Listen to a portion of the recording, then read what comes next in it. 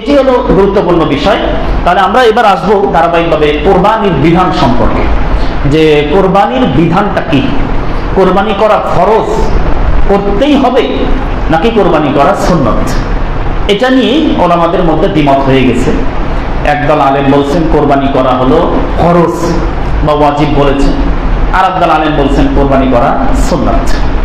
এখন বেশিরভাগ আলেম যারা বলছেন, বেশিরভাগ, হ্যাঁ অধিকাংশ আলেম, একদিকে ধরেন 10 জন আর একদিকে ধরেন 50-60 জন, উদাহরণস্বরূপ, বেশিরভাগ আলেম তাদেরকে আরবিতে বলা হয় জামহুর উলামায়ে কেরাম। জামহুর উলামায়ে কেরামের মতে কোরবানি করা এটা হলো সুন্নাত, কোরবানি করা সুন্নাত। সুতরাং কেউ যদি কোরবানি না করে তাহলে তার কোনো গুনাহ হবে না।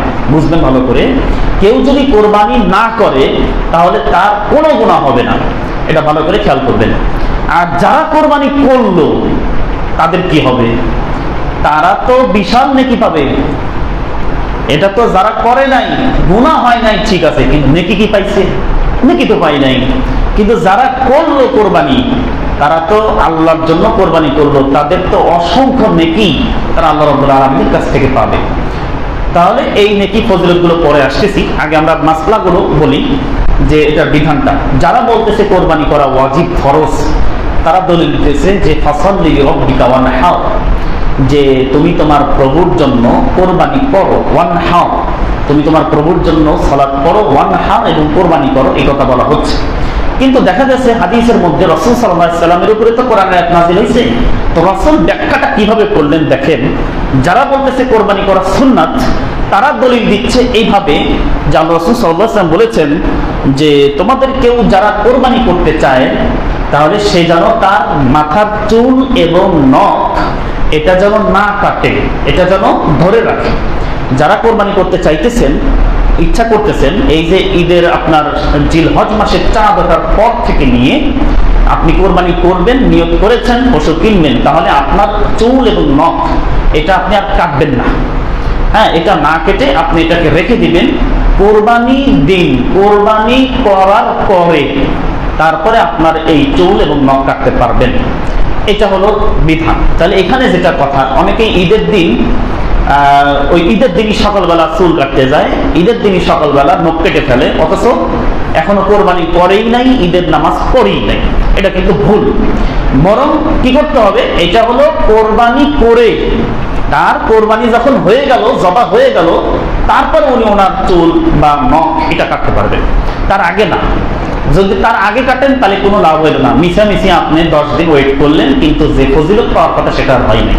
সেজন্য আপনি এটা মনে রাখবেন। এইখানে যেটা দলিল আপনাদের খেয়াল করতে হবে, আল্লাহ রাসূল বললেন মান আরাদা ইজা আরাদা আহাদুকুম, হাদিসের মধ্যে এভাবে আসছে, যখন তোমাদের কেউ চায়, এই যে দেখেন, কেউ চায় মানে কি, যার ইচ্ছা সে কোরবানি দিবে। তাইলে যদি ফরজ হইতো তাহলে কিভাবে বলা হতো যার ইচ্ছা কোরবানি দিবে? হাদিসের মধ্যে কি কোনো সময় এরকম উল্লেখ করা আছে কোরআন ও হাদিসের মধ্যে যার মন চায় ফরজ সালাত করবে, যার মন চায় ফজর করবে, এরকম বলা আছে?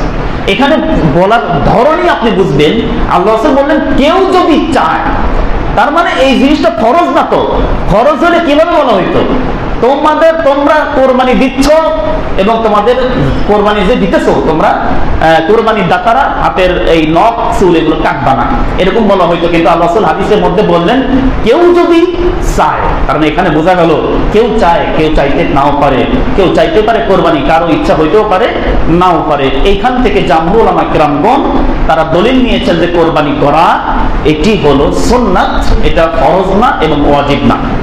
এছাড়াও বাইহাকির মধ্যে এসেছে আবু বকর এবং ওমর রাদিয়াল্লাহু আনহু তারা বেশ কয়েক বছর কোরবানি করেন নাই। বুঝেন কথাটা, বুঝেন। বাইহাকি সহিহ হাদিস, আলবানী রাহিমাহুল্লাহ তিনিও বলেছেন যে আবু বকর এবং ওমর রাদিয়াল্লাহু আনহু তারা বেশ কয়েক বছর তারা কোরবানি করে নাই। তাহলে দেখেন তো, একটু চিন্তা করে, কোরবানি যদি ফরজ হয়, একটা ফরজ ইবাদত, তাহলে আবু বকর রাদিয়াল্লাহু আনহুর মতো একজন সাহাবী তিনি কি ফরজ মিস করে ফেলছেন? তিনি কি ফরজ বাদ দিয়ে দিয়েছেন? এটা কি চিন্তা করা যাবে? যে আবু বকরের মতো একজন সাহাবী ফরজ ইবাদত করে নাই, ওমর রাদিয়াল্লাহু আনহুর মতো একজন সাহাবী ফরজ ছেড়ে দিয়েছেন, ফরজ ইবাদত করেন নাই, ফরজ ছেড়ে দিয়েছেন, এটা কি কল্পনা করা যাবে? এটা তো কল্পনাই করা যায় না। কিন্তু বাইহাকির হাদিসের মধ্যে এটা এসেছে যে আবু বকর এবং ওমর রাদিয়াল্লাহু আনহু তারা সামর্থ্য ছিল, তারপরেও তারা ইচ্ছা করেই কোরবানি মিস করেছেন। কেন মিস করেছেন?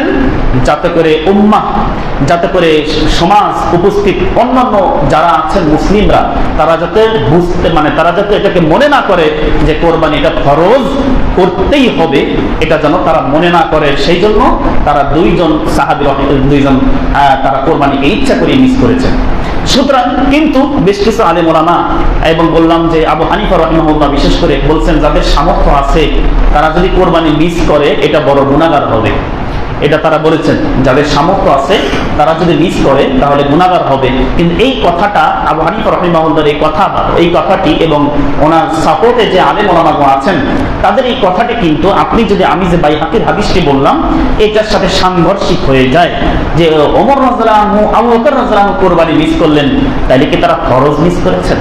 সুতরাং যেটা বোঝা যায় সেটি হলো নিরপেক্ষ দৃষ্টিতে কোরবানি করা এটি হলো সুন্নাত, এটি ওয়াজিব না। এটা যদি কেউ সামর্থ্য থাকার পরেও যদি না করে তাহলে সে গুনাহগার হবে না, তবে বিশাল নেকি থেকে সে বঞ্চিত হবে।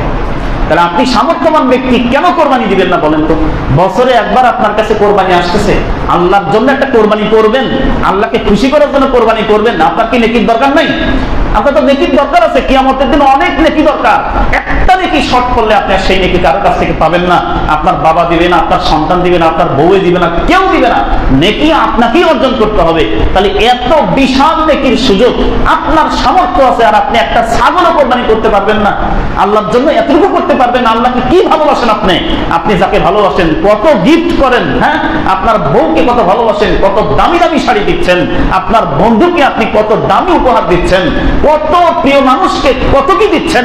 তাহলে আল্লাহ আপনি কি আল্লাহকে ভালোবাসেন? বলে হ্যাঁ আল্লাহকে ভালোবাসি। তাহলে বছরে একবার অন্তত একটা ছাগল আল্লাহকে খুশি করার জন্য একটা ছাগলকে আপনি কোরবানি করতে পারবেন না? এটা কিভাবে চিন্তা করতেছেন? এটা সহজ মনে করেন না। হয়তো বা ওয়াজিব হইল না ঠিক, কিন্তু আপনি যখন দিলেন না সামর্থ্য থাকার পরেও আল্লাহকে আপনি কতটুকু ভালোবাসেন সেটা কিন্তু একটু প্রশ্ন এসে যায়। এটা একটু প্রশ্ন আপনার কাছে এসে যাচ্ছে যে আপনি একটা এত বড় সামর্থ্যশীল মানুষ হওয়া সত্ত্বেও আল্লাহকে খুশি করার জন্য একটা ছাগল পর্যন্ত কোরবানি করতে পারতেছেন না। তাহলে আল্লাহকে আপনি কতটুকু ভালোবাসেন, বা আপনার কি নেকির কোনো দরকার নাই? এই ফজিলতটা গ্রহণের কি কোনো দরকার নেই? এটা কিন্তু প্রশ্ন এসে যায়। সুতরাং আমরা বুঝলাম যে আমাদেরকে অবশ্যই কোরবানি করাটা অত্যন্ত বড় ফজিলত। আল্লাহ রাব্বুল আলামিন তৌফিক দান করুন।